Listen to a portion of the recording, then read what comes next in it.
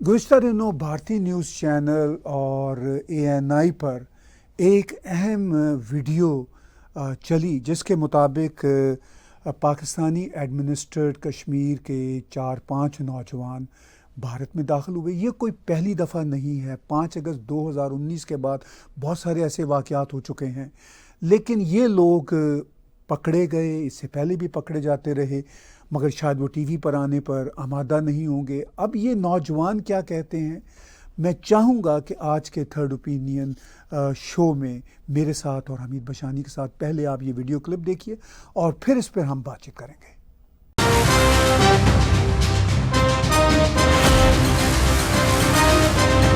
21 अगस्त को क्या कर रहे थे आप? इतना नज़दीक जो आर्मी पोस्ट के पास आ गए, आप क्या कर रहे थे?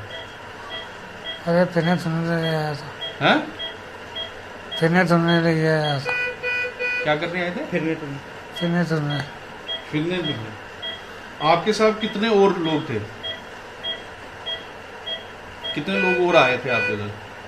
4-5 लोग थे। 4-5 लोग थे। किस मकसद से आए थे पोस्ट के पास? मरने के लिए। मरने के लिए आए थे? किसने भेजा था? चौधरी यूनुस ने। हैं? चौधरी यूनुस ने। वो कौन है? चौधरी यूनुस कौन है? कौन है वो?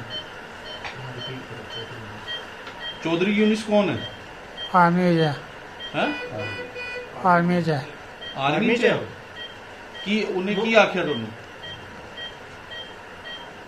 चौधरी यूनुस ने की आख्या की करना है? उन्हें पैसे दिए। कितने कितने पैसे दिए थे? कितने पैसे दिते? कर्नल है आर्मी का। कितने पैसे दिते सी उन्हें?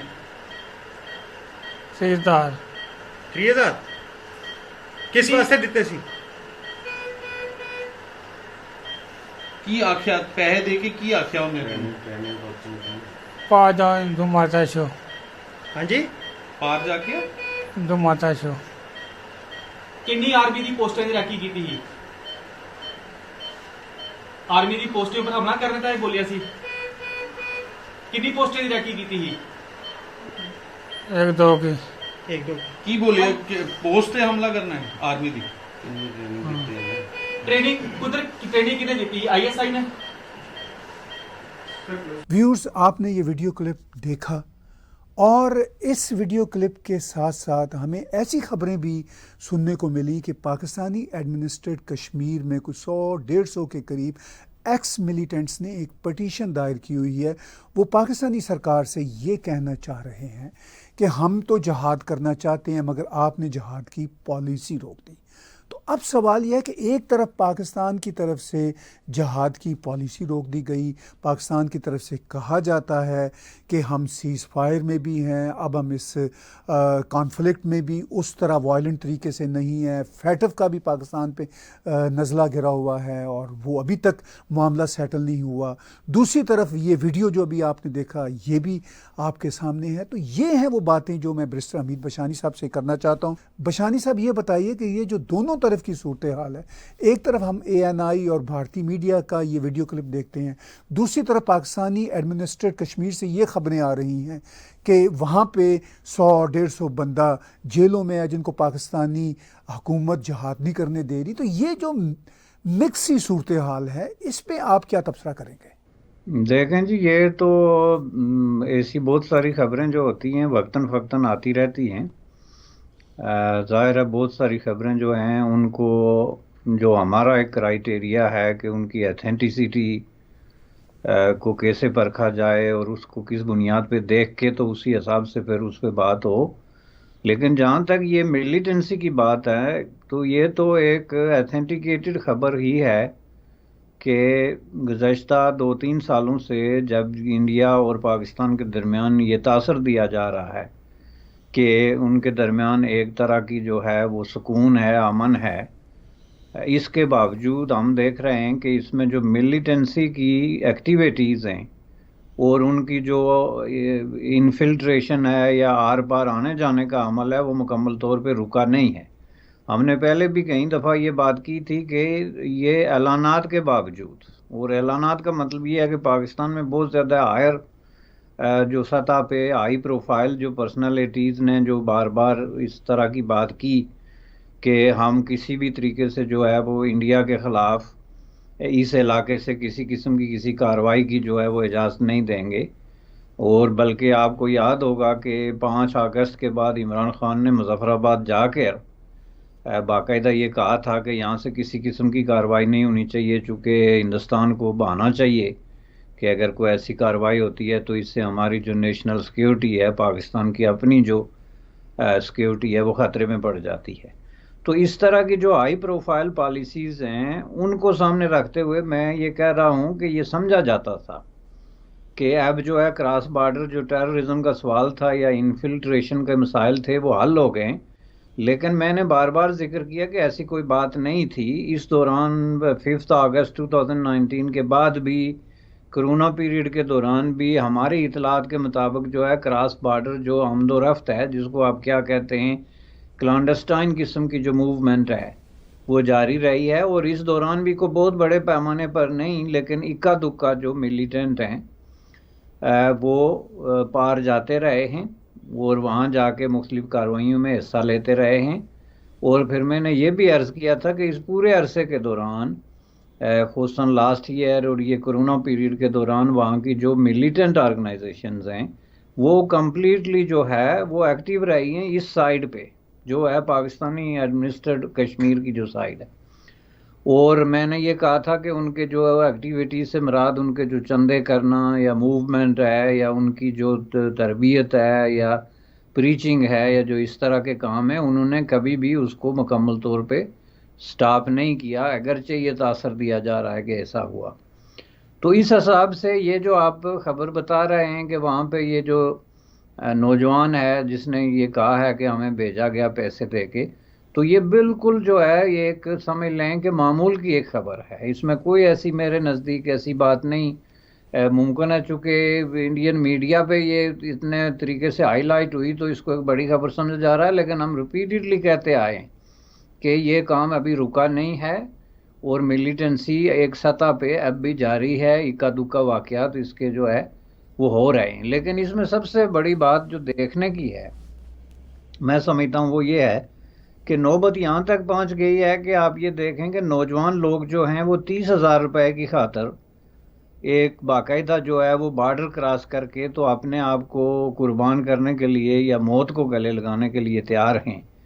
जो आप ये समझ लें कि अब ये जो शख्स है, ये जो ज़ुबान बोल रहा है, ये पंजाबी का एक लोकल एक्सेंट कह लें आप या मतलब पंजाबी ही कह लें, लेकिन आज़ाद कश्मीर के कुछ इलाकों में जो है, कुछ डिस्ट्रिक्ट्स में कोई ज़ुबान जो बोली जाती है वो पंजाबी का ही एक लोकल एक्सेंट है, उसमें ये आदमी जो है वो बात कर रहा है। इसके आगे मुख्तलिफ शक्लें हैं जो लोकल ज़ुबान हैं, जैसे डोगरी है या पुंछी है, पहाड़ी है या पोठवारी, ये समझ लें, लेकिन वो यही मिलती जुलती लैंग्वेजेस हैं।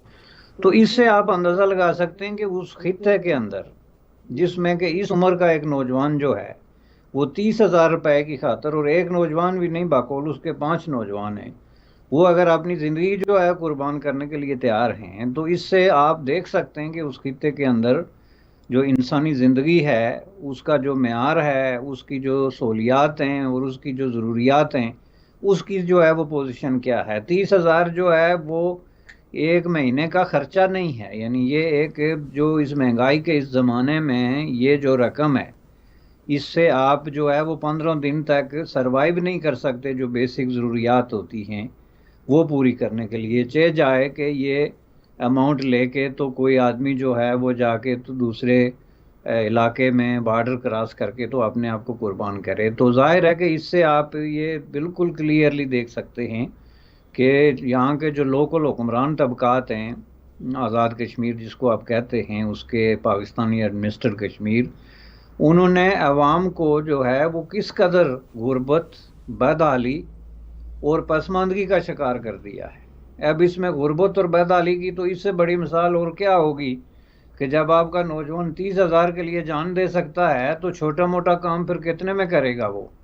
इसका मतलब है कि 1,500 में तो आप कहीं काम जो है वो उनसे ऐसे करा सकते हैं, चूँकि 30,000 जान तो आप यूँ समझ लें कि वो एक लास्ट रिज़ॉर्ट, एक लास्ट जो है वो एक्ट होता है। तो मैंने कहा कि गुर्बत और बदहाली की किस सतह पे पहुंचा दिया और पसमानदगी की किस सतह पे पहुंचा दिया। चूंकि ये सिर्फ गुर्बत और बदहाली तक हो बात, उसके आगे पसमानदगी के जाहिर है कि उनको तैयार किया गया इस मकसद के लिए कि आप जाएं और जान दे दें। जाहिर है कि अब ये चीज़ें जब डिटेल में आएंगी तो पता चलता है कि कौन सा मिलिटेंट ग्रुप है और किसने उनको इस्लाम के नाम पे और मुक़द्दस जहाद के नाम पे और जो है वो बड़ी बड़े जो उनके अपने होते हैं लालच और खौफ, उसकी बुनियाद पे उसको तैयार करके तो जान देने पे मजबूर किया।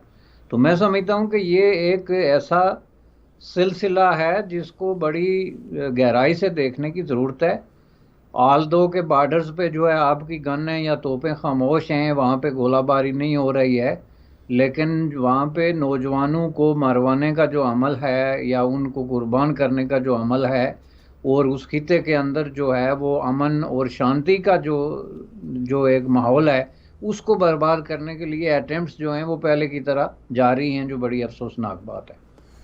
जी बशानी साहब, आपने बड़ा अहम नुक्ता निकाला कि 30,000 रुपयों के लिए एक नौजवान, वो इग्नोरेंट है, उसको कुछ नहीं पता, लेकिन वो अपनी जान देने को आना है। एक तो ज़ाहिर है जज्बा जहाद है और दूसरा उसकी ज़रूरियात हैं, और वो इतनी ज़रूरियात गिरी हुई हैं कि 30,000 रुपये जिससे एक महीना नहीं इंसान का गुजर सकता, जो महंगाई की सूरत हाल है पाकिस्तान में ख़ास तौर पर, तो वो इसके बावजूद अपनी जान देने को तैयार है।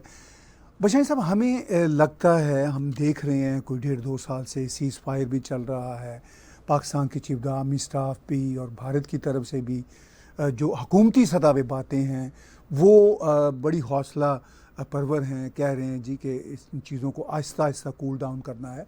लेकिन बीच में पॉलिटिकल रेटरिक भी आता है, फिर उसमें सख्त बयानात भी आते हैं, फिर हिंदू पंडितों का भी हमने इस 1.5-2 बरसों में कई उन पर अटैक के, उन पर कातलाना हमले हुए, इसी तरह सिख टीचर्स मारे गए, मुसलमान जो थे, जो प्रोग्रेसिव हैं वहाँ के जम्मू कश्मीर में, वो मारे गए। यानी टेररिज्म की वो वाली फ़ज़ा नहीं है जो 5 अगस्त 2019 से पहले की थी, मगर बहरहाल उसकी एक एक्सटेंशन चल रही है।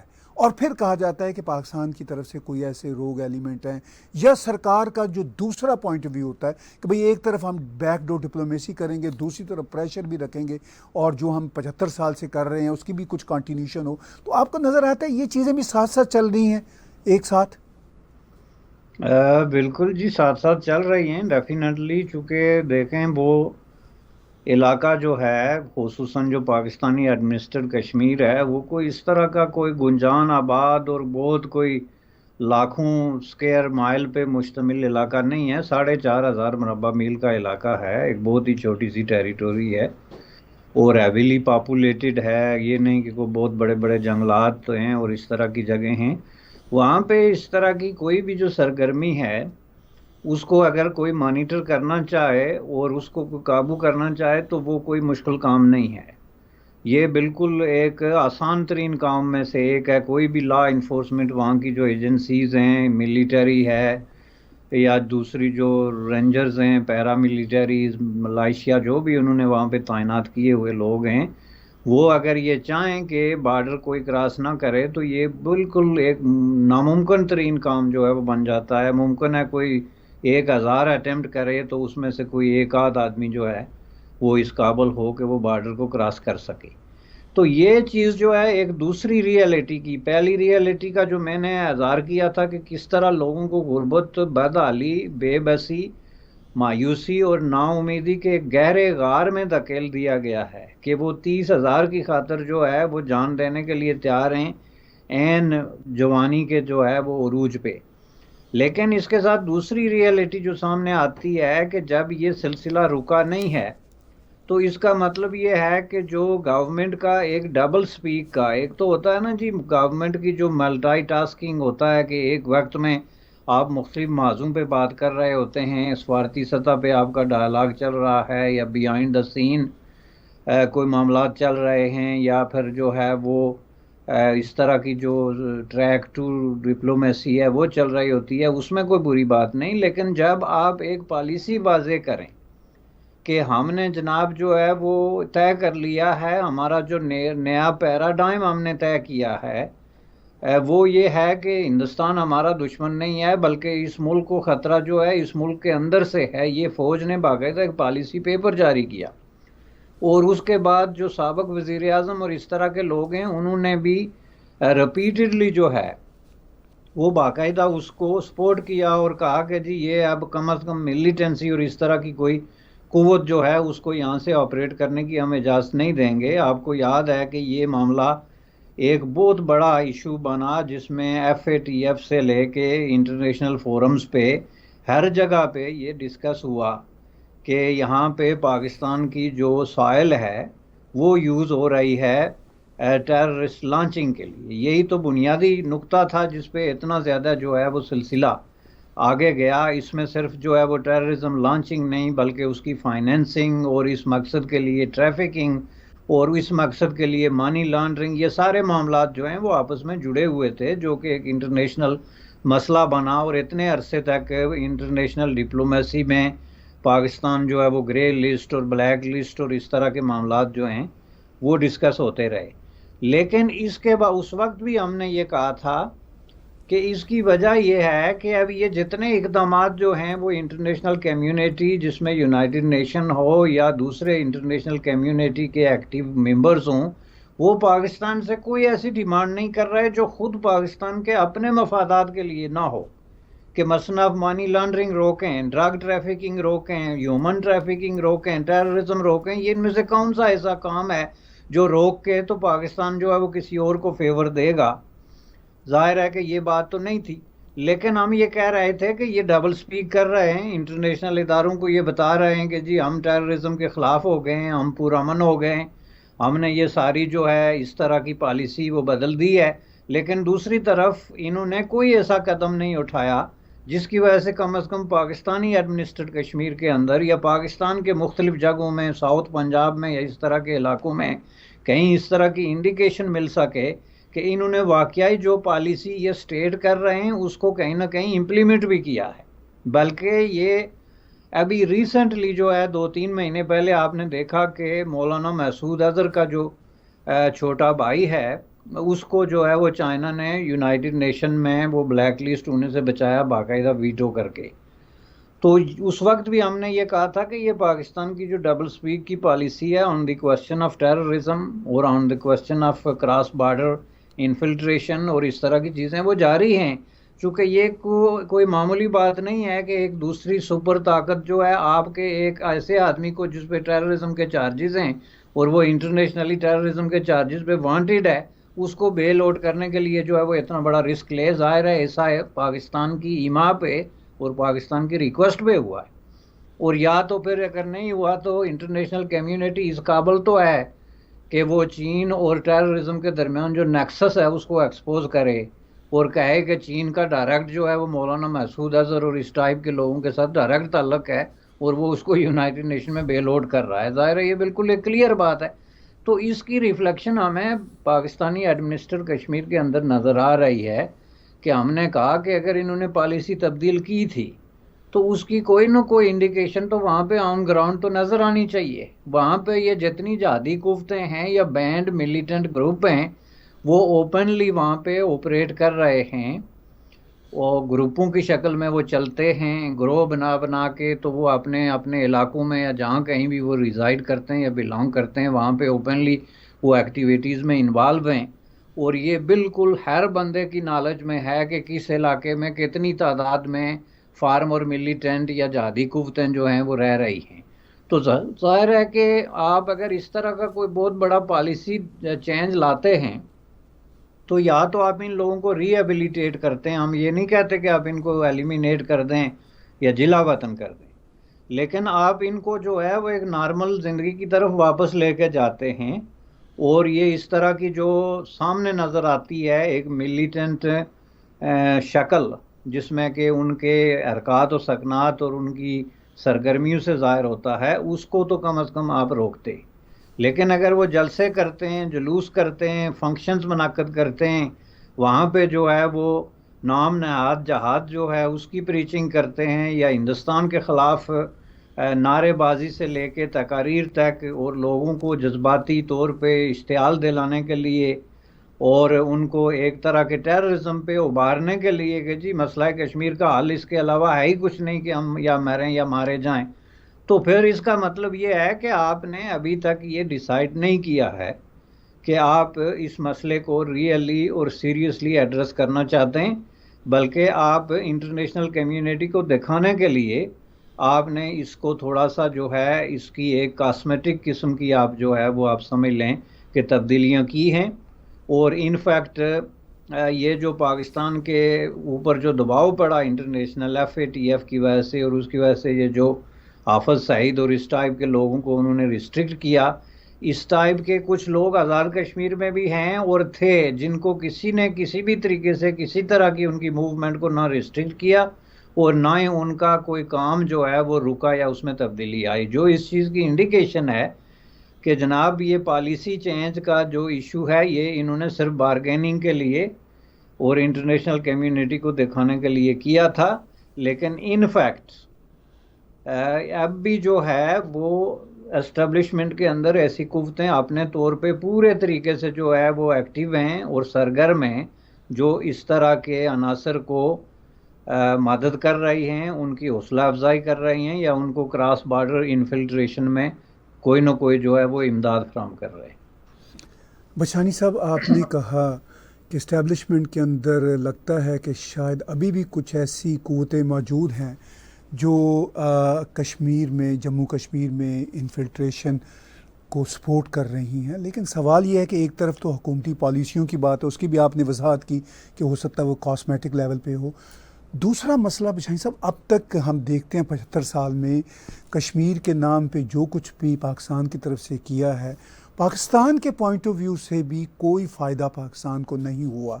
जो पाकिस्तानी एडमिनिस्ट्रेट कश्मीर है वो भी ज़बू हाली का शिकार है। ख़ुद पाकिस्तान की इकॉनमी इसी जहाद कश्मीर के नाम पे तबाह हो चुकी है। और अगर आप हमसे बेहतर जानते हैं, अगर इस सारे जहाद कश्मीर की वजह से पाकिस्तान आर्मी कोई कश्मीर भारत से कोई चंद किलोमीटर ही अब तक ले सकी होती तो हम समझते कोई कार्रवाई हुई है। तो वो जो रोग एलिमेंट्स हैं कोट अनकोट, जो एज्यूम हम कर सकते हैं कि जो भी इन ऑपरेशंस के पीछे हैं इन्फिल्ट्रेशन के, क्या फ़ायदा है उनको या पूरी इस्टेब्लिशमेंट को कि सामने कहना कुछ और है मगर अंदर कुछ और करते चला जाना और उसका रिज़ल्ट आज तक कोई नहीं आया। ये क्या दो रखापन है? नहीं, वो रोग एलिमेंट तो तब होना कि जब वो अपने इनिशिएटिव पे ये काम कर रहे हों। मेरे कहने का मतलब ये नहीं है, मेरे कहने का मतलब ये है कि उन्होंने खुद उनको इस काम पे लगाया हुआ है कि हम जो है वो एक सतह पे जो हाई प्रोफाइल सतह है उस पे पॉलिसी चेंज की बात करते हैं, इंडिया के साथ जो है वो नेगोशिएशन भी करते हैं बिहाइंड द साइंस जो है सीन। और बहुत सारे लोगों का ये ख्याल भी है कि इंडिया के अंदर ये जितने इकदाम हुए हैं 5 अगस्त 2019 के, इसमें अगर पाकिस्तान की रजामंदी शामिल नहीं थी तो पाकिस्तान को इस पर एतराज़ भी नहीं था।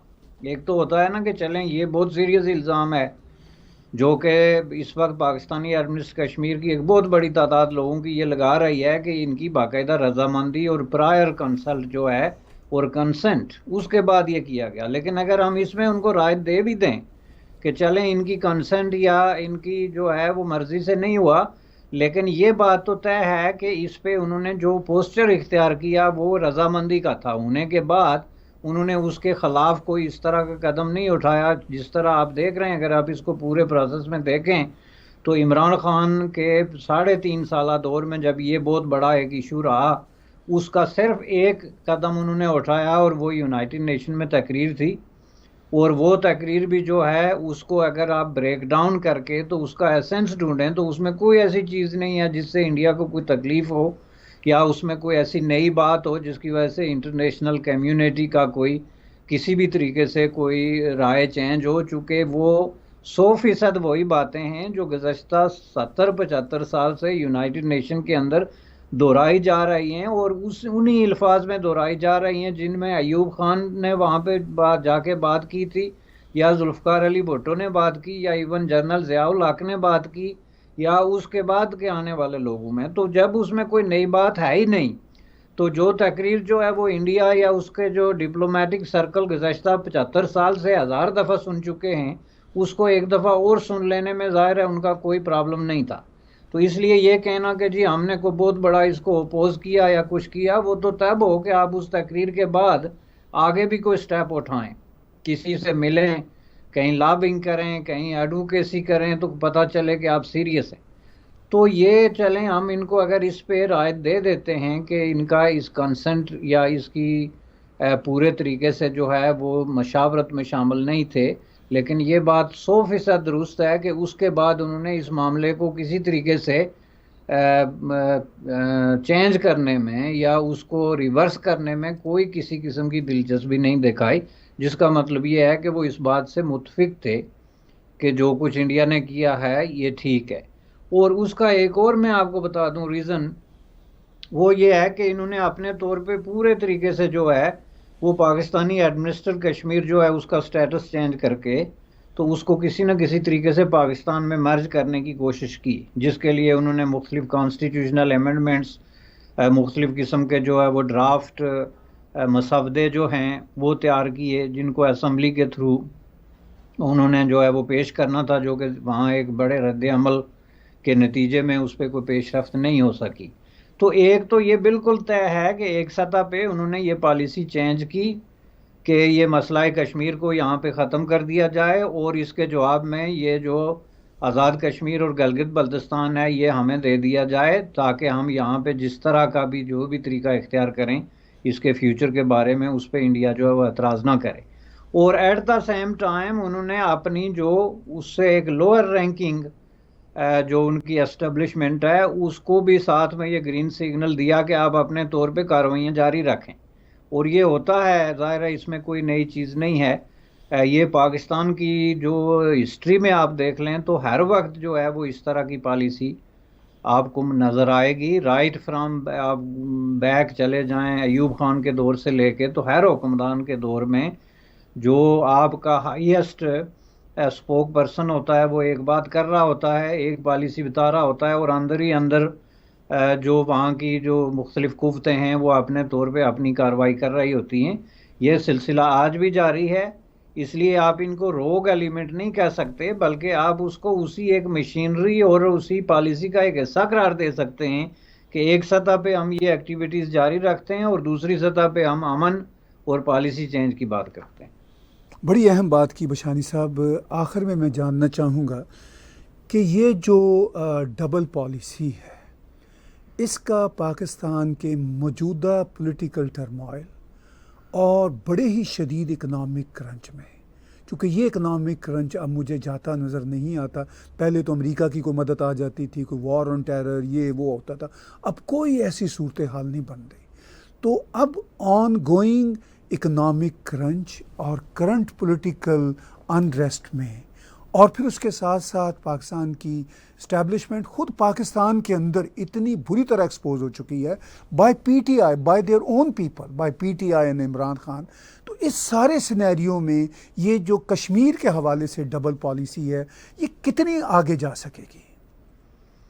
देखें जी, ये तो सिर्फ कश्मीर के हवाले से ही पॉलिसी नहीं है, बल्कि हर वो पॉलिसी जिसमें आपको जो है वसाइल की ज़रूरत है, पैसे की ज़रूरत है और किसी तरह की कोई फाइनेंशियल स्टैंडिंग की ज़रूरत है, वो पॉलिसी अब आगे जा नहीं सकती। उसकी वजह यह है कि इस वक्त पाकिस्तानी सोसाइटी जो है वो फाइनेंशियल हवाले से, मालियाती एतबार से एक ऐसी पोजीशन में है जहाँ पे कि हुक्मरान तबकात इस चीज़ को का बार बार एज़हार करने में कोई बात महसूस नहीं करते कि जनाब ये मुल्क बैंकरप्ट होने वाला है या हो चुका है या हो जाएगा। और उनके दरमियान अपना जो पॉलिसी कॉन्फ्लिक्ट है और जो पॉलिटिकल कॉन्फ्लिक्ट है वो इतना ज़्यादा आगे बढ़ गया है कि एक तरफ तो ये कहते हैं कि जनाब हमें IMF से ये मायदा अगर ना हो सका या $2 बिलियन ना मिल सके या फलाना हो सका तो ये मुल्क जो है वो बैंकरप्ट हो जाएगा, और दूसरी तरफ वो पूरी कोशिश करके एक ऐसा माहौल क्रिएट कर रहे हैं मुल्क के अंदर जिससे ये कतई तौर पे यकीनी हो जाए कि कुछ नहीं मिलना चाहिए या IMF को इस तरह की जो है वो सिचुएशन में लैंडिंग नहीं करनी चाहिए। एक बात मैं आपको बता दूं कि IMF की ज़ाहिर है लैंडिंग बिल्कुल इसी तरह है जिस तरह प्राइवेट बैंकों की होती है। और जब प्राइवेट बैंक को पता हो कि हमारे लिए जो आदमी एप्लीकेंट है लोनिंग के लिए वो हॉस्पिटल बेड पे पड़ा हुआ है, ऑक्सीजन टेंट में पड़ा हुआ है या लाइफ सपोर्ट पे है, वो कभी उठ ही नहीं सकेगा, और उसके इर्द गिर्द जो है उसके दुश्मन गन्ने तान के खड़े हैं कि जिस वक्त भी उठता है इसको हम शूट डाउन करते हैं, तो उसको तो बैंक कुछ लेंड नहीं करेगा ना, क्योंकि बैंक ने तो ये देखना है कि हम जो लेंडिंग कर रहे हैं उसकी सेफ्टी क्या है और क्या वो पैसा जो है वो रिकवर हो सकेगा। पाकिस्तान में इस वक्त जो एक अनार्की की सिचुएशन है, और ये ऊपर से अनफॉर्चुनेटली जो सैलाब और इस तरह की चीज़ें भी अगर आप ऐड करें, तो जाहिर है ये आपकी बात 100% दुरुस्त है कि ये एक प्रोलॉन्ग्ड किस्म की एक डिप्रेशन में जा रहा है पाकिस्तान अब, फाइनेंशियल, पॉलिटिकल, और उसके बतन से एक बहुत बड़ी इंस्टेबिलिटी और एक सिविल वार की सिचुएशन जो है वो निकलने का अंदेशा है। और इन हालात में अगर IMF ये तय कर लेता है कि हम इनकी सपोर्ट करते हैं और हम इनको लैंड करते भी हैं, तो मैं नहीं समझता कि उस लैंडिंग का पाकिस्तान की जो इकोनॉमिक और पॉलिटिकल सिचुएशन है उसमें कोई स्टेबिलिटी आने का कोई बात है। ये ज़्यादा आप यूँ समझ लें कि एक 6 महीने का आप इंजेक्शन समझ लें कि एक जब मरीज़ को आप एक ख़ास किस्म का उसकी लाइफ प्रोलॉन्ग करने के लिए वो जो एक्सपेंसिव किस्म के इंजेक्शन होते हैं वो लगा के तो उसको कुछ और टाइम बाई करके दे दें, इसके अलावा ये कुछ नहीं। चूँकि उसकी बड़ी वजह जो बार बार मैं जिसका इज़हार कर चुका हूँ कि पाकिस्तान में एक भी जो पॉलिटिकल पार्टी है या पॉलिटिकल पर्सनालिटी है जो इक़्तिदार में आ सकती है या माजी में आती रही है, उन्होंने आज तक एक सेंटेंस ऐसा नहीं कहा कि उनके पास प्रोग्राम क्या है। IMF से तो चलें पैसे मिल जाएंगे, सऊदीया से भी मिल जाएंगे, चीन से भी मिल जाएंगे, लेकिन उसके बाद क्या होगा, आपके पास प्रोग्राम क्या है जिसकी वजह से आप ये 128 बिलियन तक का पहुंचा हुआ आपका जो सावरन और इंटरनल और ये सारा डेट है ये आप पे करेंगे। जाहिर है उसके लिए उन्होंने कोई प्रोग्राम किसी तकरीर में, किसी इंटरव्यू में, किसी जगह पे इसका इज़हार नहीं किया। उनका रेज्यूमे जो है वो सिर्फ ये होता है जनाब कि हमारा मांगने का पोर्टफोलियो दूसरे से बेहतर है। मैंने सऊदीया से मांगा था तो उसने 2 बिलियन दे दिया था, तो इसको तो कोई घास नहीं डालता। जहाँ पे इस तरह की पॉलिटिक्स है और जहाँ पे आपका कंपैरिजन ये बनता है कि हम में से बेहतर बेगारी कौन है और कौन है जो वो ज़्यादा जो है वो घुटनों पे झुक के और हाथ जोड़ के जो है वो बिलियन ज़्यादा ले सकता है, लेकिन आपके पास कोई ऐसा प्रोग्राम नहीं जो आपको इस गेम से बाहर निकाले, ये जो विशियस साइकिल है, तो फिर आप मुस्तकबिल के बारे में बात क्या कर सकते हैं। बहुत शुक्रिया बशानी साहब, आपने बड़े ही रियलिस्टिक और क्रिटिकल एनालिसिस के साथ अपनी बात को सम अप किया। हम शुक्रगुजार हैं आपके तबसरे के, आप ही के शो थर्ड ओपिनियन में। व्यूज़ बातचीत सुन रहे थे आप बैरिस्टर हमीद बशानी साहब की। बहुत ही कॉम्प्लेक्स और सेंसिटिव इश्यूज़ जो मुसलसल 75 साल से पाकिस्तान को फेस हैं, उनकी जो इस वक्त करंट सिचुएशन है वो क्या है, इस पर बशानी साहब ने बातचीत की। थर्ड ओपिनियन देखने और सुनने का बहुत शुक्रिया। टैग टीवी को सब्सक्राइब कीजिए, और अगर आप टैग टीवी को सपोर्ट कर सकते हो तो पेपॉल, पैट्रियन या क्रेडिट कार्ड के ज़रिए भी सपोर्ट कर सकते हैं। आज का third opinion barrister Hamid Bashani साहब के साथ देखने और सुनने का बहुत शुक्रिया।